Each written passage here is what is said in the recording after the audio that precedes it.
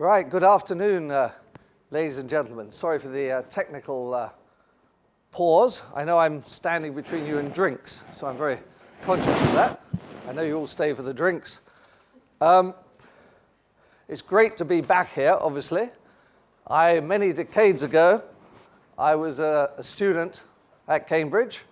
I did my first 2 years as natural scientist, and then my third year I changed to Group F of Engineering, which was as close as the University of Cambridge then allowed to all this funny stuff called business and trade. It was the precursor of the management studies tripos, which we now do here. I left here, having done that. I went to Wharton Business School, did my MBA, and then I joined Cadbury Schweppes. And that was my first real encounter with Africa. I was a planning and finance guy on the overseas group, so I went to Nigeria and Ghana and Zambia and Zimbabwe and South Africa and various other places around the continent. And then in the early 80s, I became managing director of Cadbury Schweppes Kenya. And we had about 600 people, 3 factories in Eldoret, Mombasa, and Nairobi, the head office. And it was a wonderful country. Lovely people, beautiful mountains, fantastic beaches, incredible animals, and an absolutely terrible government. And Mr. Kibaki, who's until recently was president, was then the Minister of Finance, even 20 plus years ago. And he famously came to a meeting, a lunch for the Kenyan British Chamber of Commerce. And he was obviously the principal speaker, and he gave a speech about how he would really like all these companies that were assembled there to invest in Kenya, how they had the best regime in Africa for investment, and in fact, they're going to have a very light touch regulation. The only thing they were going to regulate was the prices.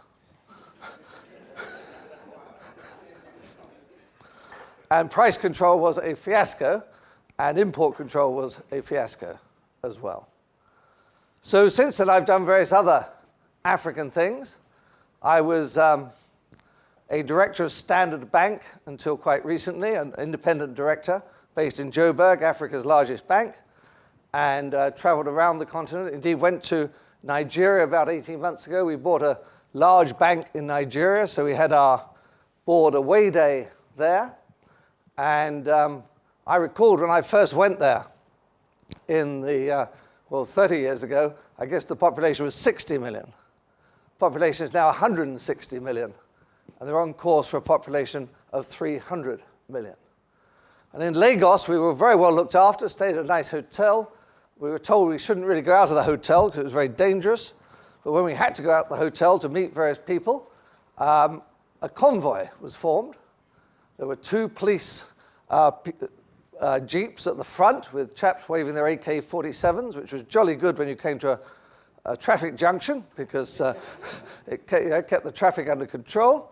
There were then 3 sort of buses with the board members on, and at the back there was an ambulance in case anything went wrong.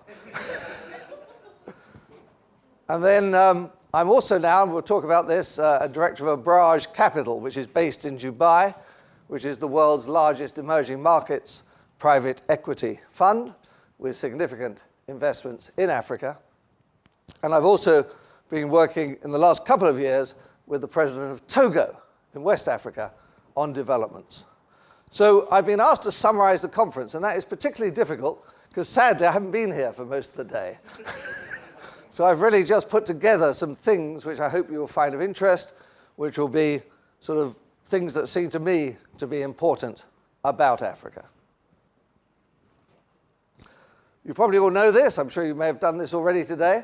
54 sovereign states, 1 billion people now, $2 trillion GDP, 7 African countries among the 10 fastest growing economies, although only a 3% share of global foreign direct investment.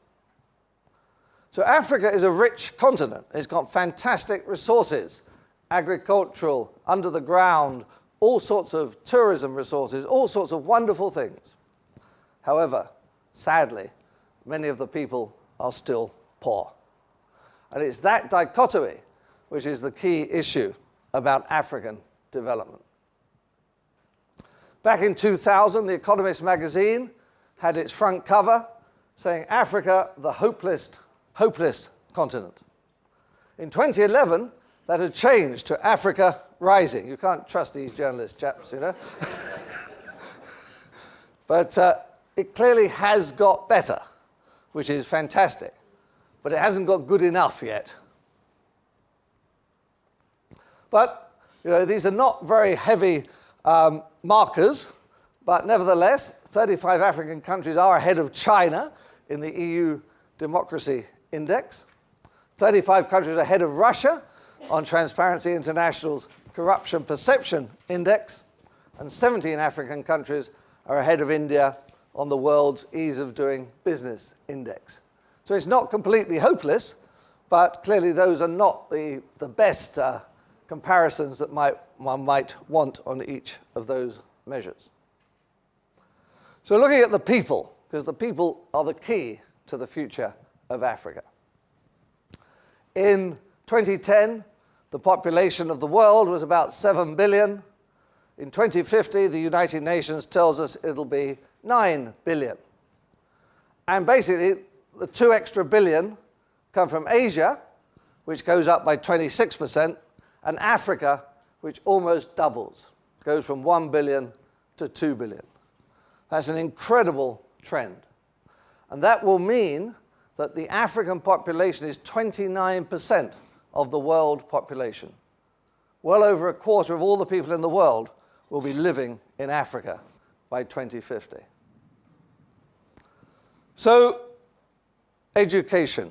As we're sitting here in the Judge Business School, Nelson Mandela, education is the most powerful weapon you can use to change the world.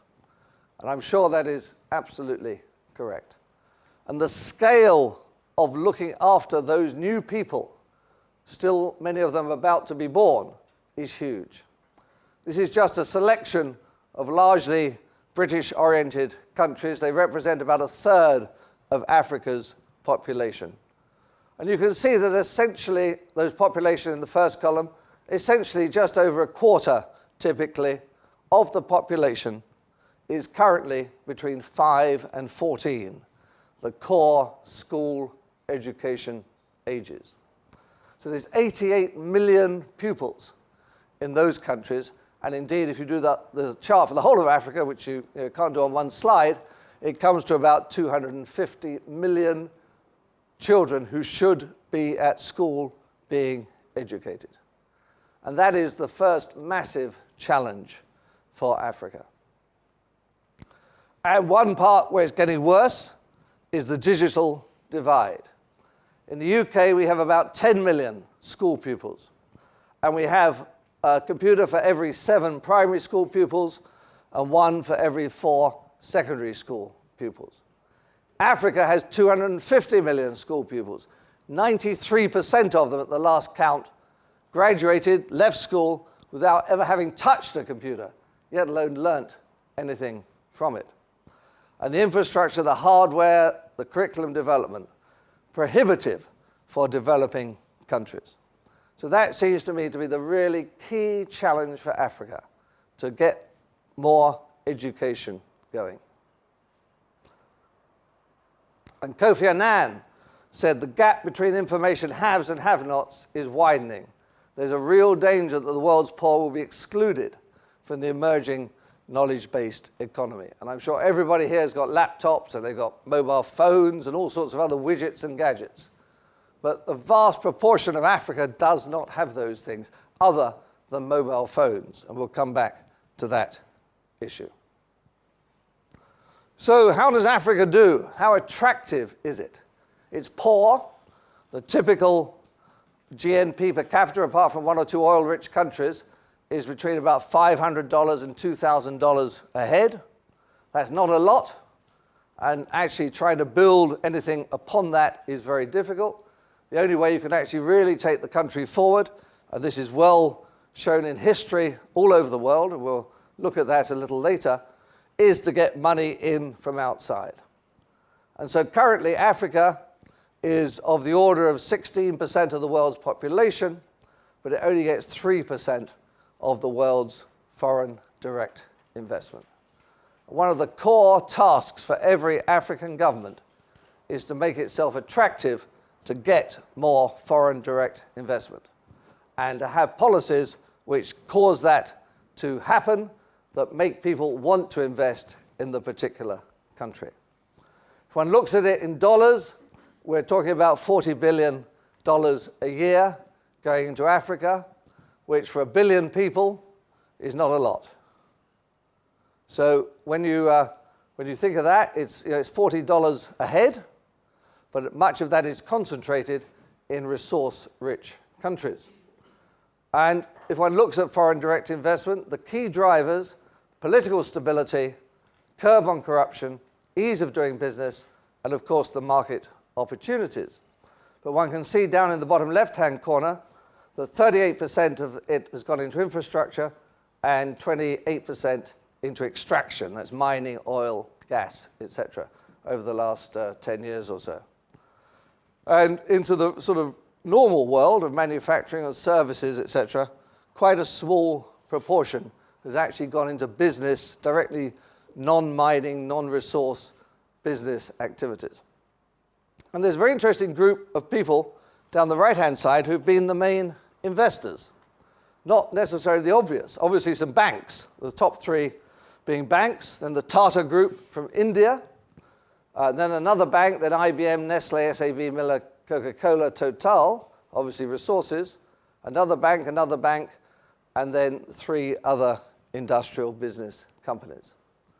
So a lot of the investment is actually financially driven, not driven bringing IP or particular knowledges to Africa. And this is where it goes. This varies, of course. South Africa has been the top place. 82% of the FDI goes to those 15 countries out of the 54. Egypt has obviously dropped heavily in the last couple of years since this chart. And Morocco and Algeria and Tunisia are not doing very well either. But that shows the sort of spread. But it was pretty concentrated. So I mentioned that I was a director of Abraj Capital, and coming from the sort of macroeconomic to the microeconomic, a couple of years ago, Abraj bought Orios, and Orios was one of the fund managers for the Commonwealth Development Corporation, which was set up by the British government something like 30 years ago to invest commercially in developing countries. I've just got 4 examples of the sort of investments which Orios have made through the Africa Fund. Here there's $10 million going to a biscuit manufacturer in Nigeria. Lots of different biscuits, including McVitie's biscuits, which they make under franchise, and is well run, etc., etc.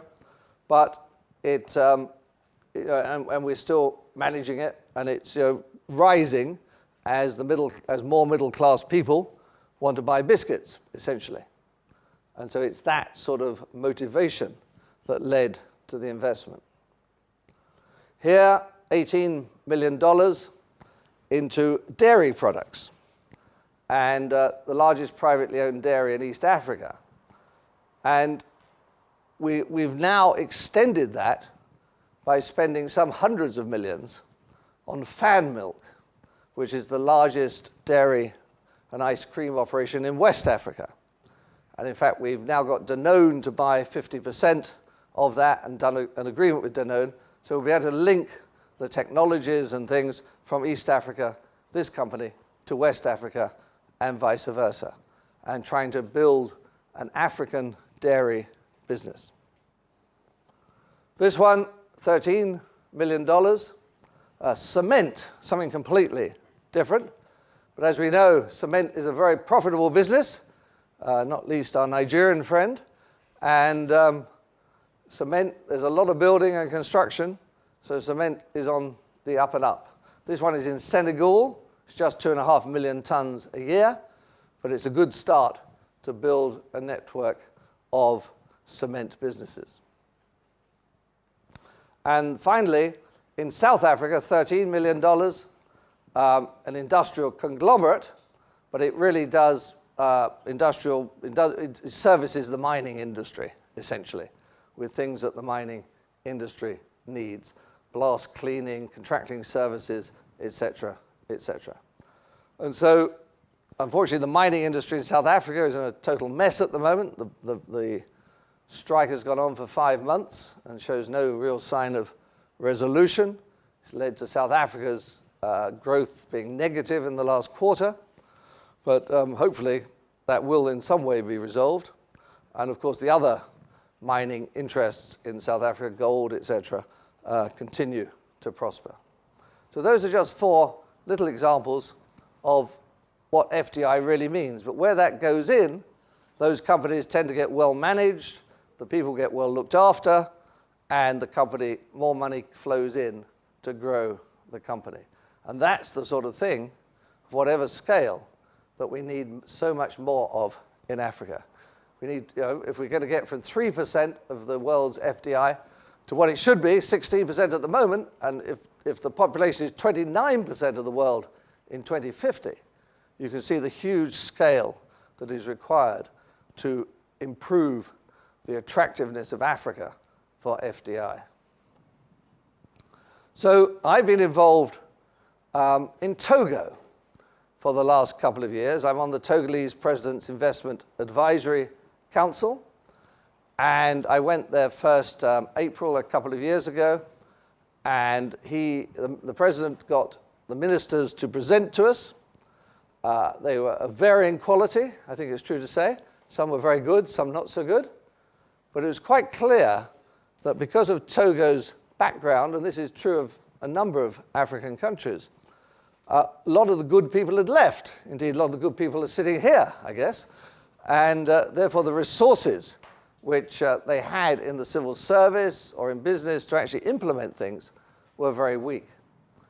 So we set up Project Vision with the President's agreement. I got 9 alumni from the Judge Business School to volunteer, and they worked over the summer of 2012 to produce a vision for Togo. And if you want to read about the latest developments, you can see the web address at the moment, paulrjudge.com. Don't forget the R, projectvision2014.htm.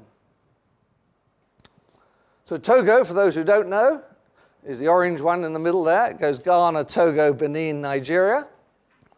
It's a long, thin country. It was German originally from the 1880s.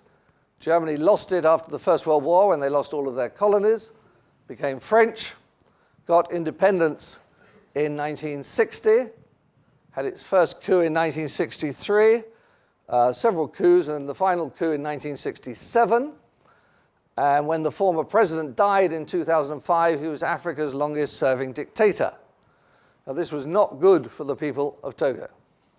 And sadly, all the economic indicators hugely deteriorated. The export of phosphate, of cocoa, of coffee, all went down by between 1/3 and 1/2 during that period. The GNP per capita went down, et cetera, et cetera.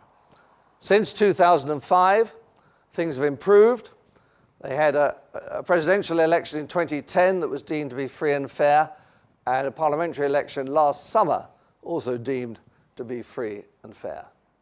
So it's a very interesting country because it goes from the sea up into the desert. It has a very mix of ethnic groupings. Obviously, it tends to be a bit more Christian in the south, a bit more Islamic in the north, but there's not been any really serious tension. And in fact, half the people are neither Muslim nor Christian. So it's a very interesting place in which to do development work.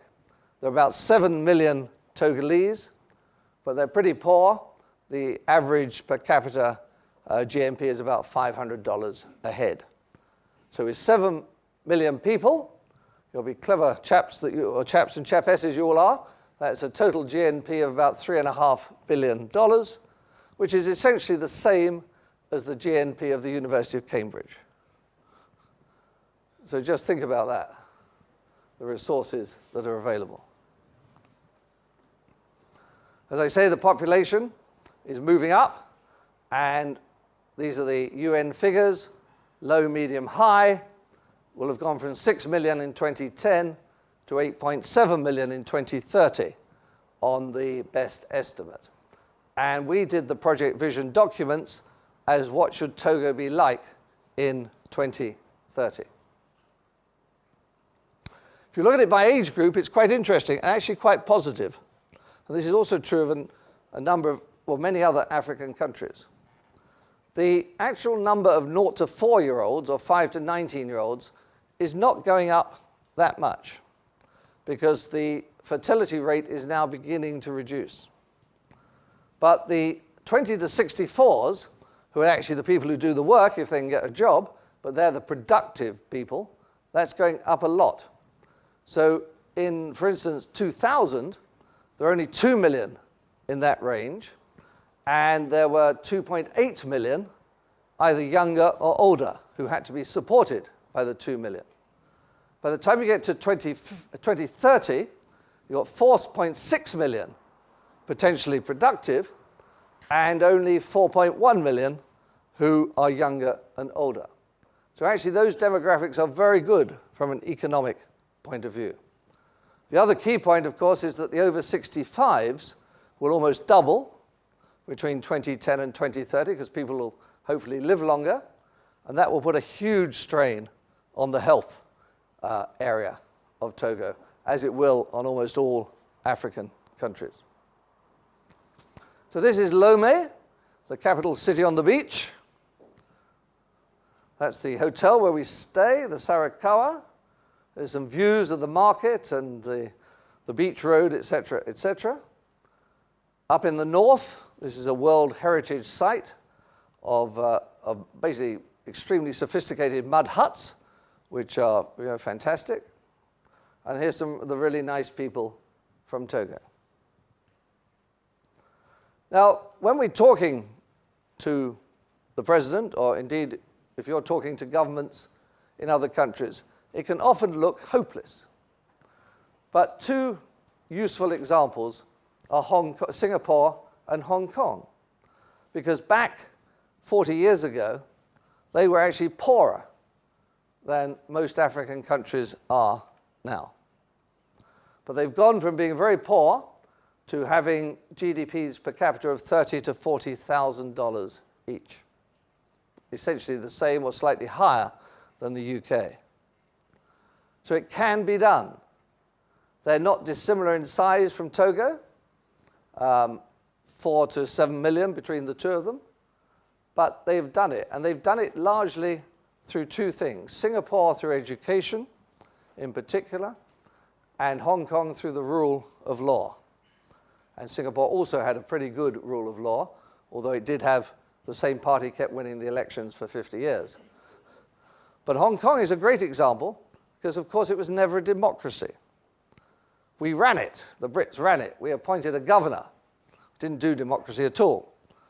The reason, though, it was so successful was that the governor did not appoint the judges in the court. They were appointed separately from London. So they were entirely independent of the government. And one of the sad things that happens in African countries is that the president or some equivalent of the president in the end gets to appoint the judges. And that is one of the really unfortunate things.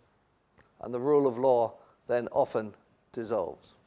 But those are examples of two countries that show it can be done. There are many others, like South Korea and through the Middle East and other places, and one or two in other continents.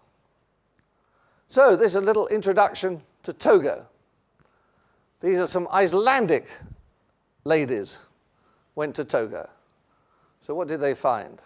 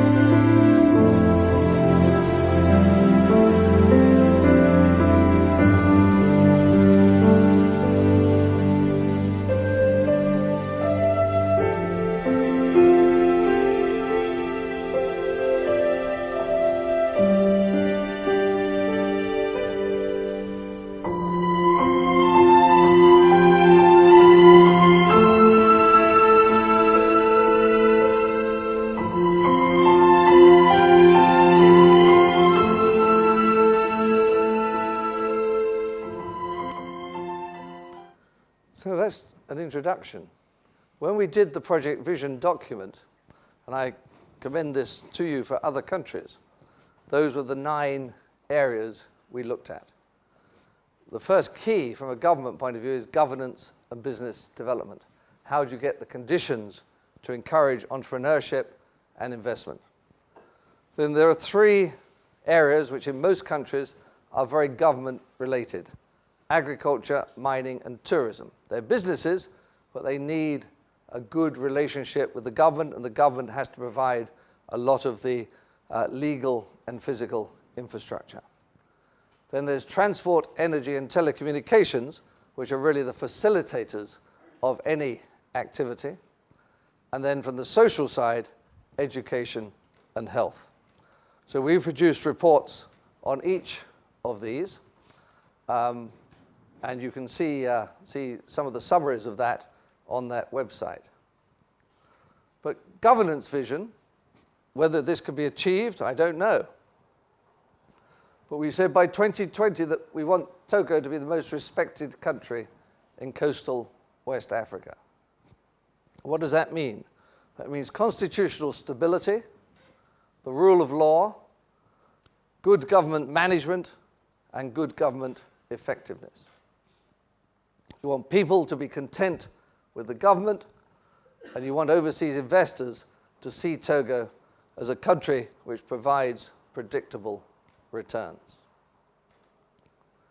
In terms of improving the business environment, because Togo, like many African countries, is in the bottom half of the World Bank's Ease of Doing Business Index, the rule of law and control corruption.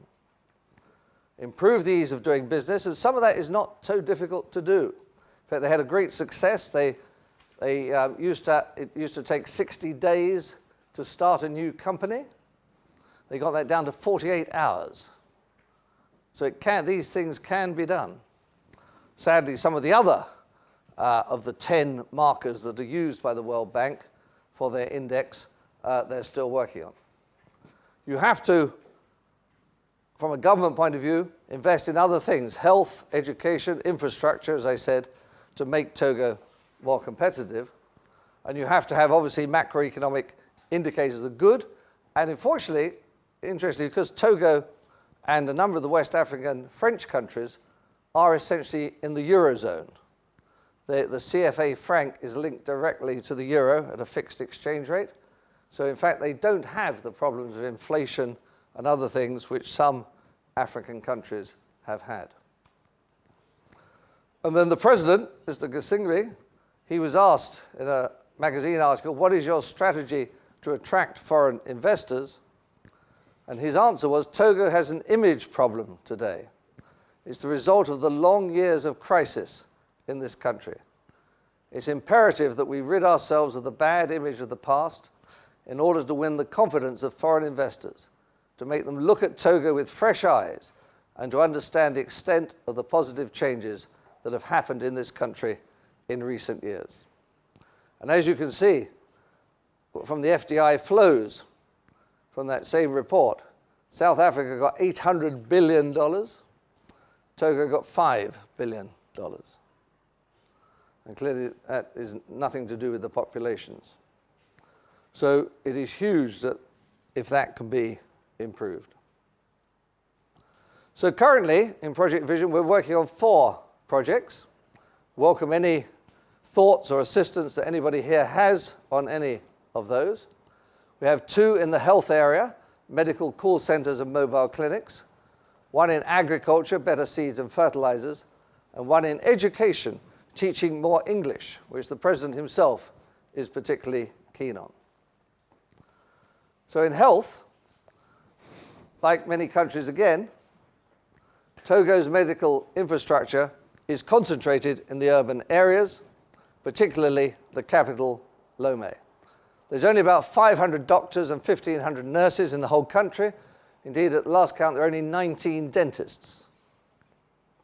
So people who live out in the rural areas have extremely limited access to any form of healthcare.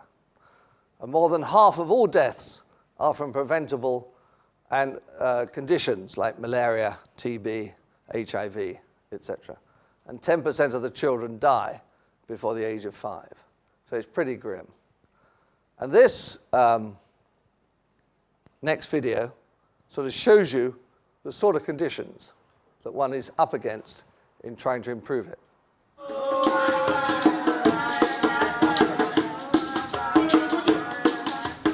My name is Ali. I live around here, and the nurse just come for seeing how the village is working for water, and is that water people drinking?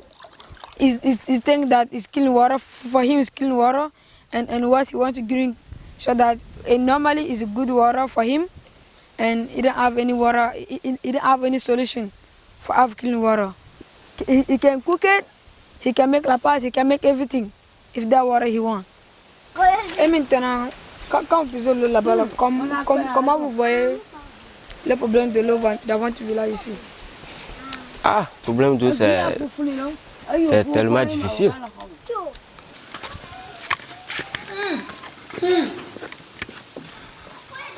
Now, how the people drink water, like if you rain, the water pass from there and come some dirty can stay there. You just go there and somebody need to go down. Somebody need to go down and fetch the water up. Sometimes just drink it or take a shower, ever what you want. And the water just pass there, down here, just pass down here, and go in the tank. Là, c'est fini là.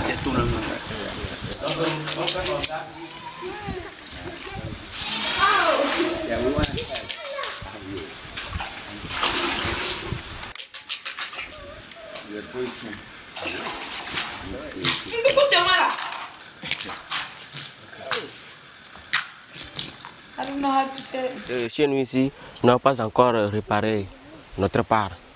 Okay. He will fix that to store his water inside. Les gens pouvaient vous aider en continuant des eaux propres. S'ils peuvent nous construire des puits, des barrages aussi, ça aussi c'est bon. I am Ali with Gracias News here in Nope, Togo. So that's the sort of challenge. So we've got 2 health projects, medical call centres.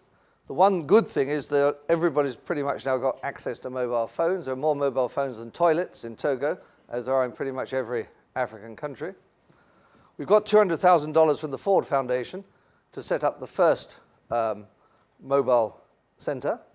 We want 6 in the end because of the geography, long, thin country, and all the different languages. You need medical diagnostic software, which has been used in India. They had something like 28 million calls where you don't need to be a doctor, but you phone up, you say, my head's hurting. They say, well, which part of your head, how long does it hurt for, et cetera, takes you through a diagnosis. And the idea is to try and gauge how serious it is. You know, should you go home and lie down, or should you rush yourself to hospital? It's those sorts of things. Or should you go to the local clinic and try and get some tablets? You also need call center management software, which is standard software which directs the call to the right person. It's only a capital cost for the 6 of 300,000 euros and a running cost of about €500,000.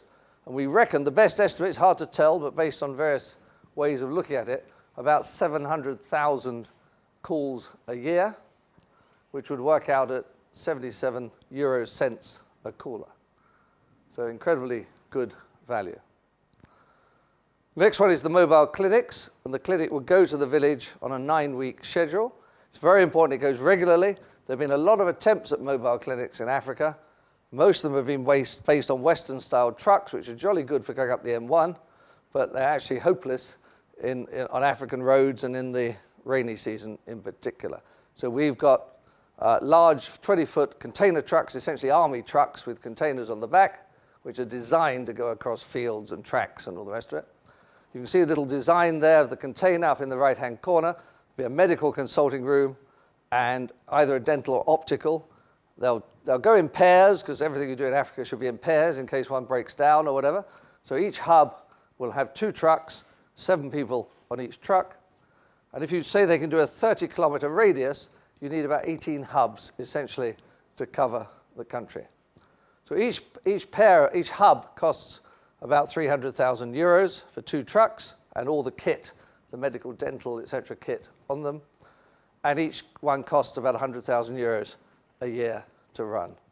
And the average cost per patient works out to about €71. And that allows you, obviously compared with the medical call centers, to actually have an intervention. You can give an injection, you can give some pills, you can take the temperature, you can do all those sorts of things. We're then looking at agriculture, the better seeds and fertilizers, have small farms like much of Africa, low technical levels, irrigation, infrastructure. But the idea is to attract banks and others in to do crop cycle investment, which means help buy the seeds and fertilizer at the beginning of the season and get the money back at the end of the season. But the banks and people won't do that until they know actually that the seeds and fertilizer and stuff is actually the right stuff for that area. We're looking at 6 crops, and we'll do the research in crop stations, which are sort of research stations, and 900 local farmers. To do it properly, you need a soil map. So you need to know what is the composition of the soil before you add the fertilizer to it, because the soil obviously varies around the country. And they haven't had because of all the problems, they haven't done a soil map for something like 35 years. So the ground, it won't have changed hugely, but it will have changed substantially, depending on which parts have been farmed and which parts haven't. So you need 400,000 euros for the kit, and then about €1 million to actually do the research over, and we reckon it'll take 2 years. And then finally, one the president himself is very keen on, and really modeled on Rwanda, which started teaching English, and indeed has now joined the British Commonwealth as a result. And you need it. You need English for IT, for tourism, for a whole lot of modern activities if you're going to grow your economy. There's a shortage of classroom materials. There's a lack of modern teaching. It's very much rote learning, very large class sizes, and actually they don't teach spoken English. They teach grammar and things. So actually, although some of the people, even some of the government officials who sort of did English for a number of years, they find it quite actually hard to speak it, although they can read it. And so we've got four elements: teaching and learning aids, a volunteering program, especially for people who are French students who have to do their year away in a French-speaking country, teacher training and syllabus reform. And it costs about $1.5 million to eventually reach about 2 million pupils, 1.5 million a year. So that's it, really. Time is obviously important, so we'll dismiss now. But as we dismiss, I'll just play you a little song from Togo, but do feel free to go and grab a drink if you're desperate. So thank you all very much. Thanks for coming to the Judge Business School.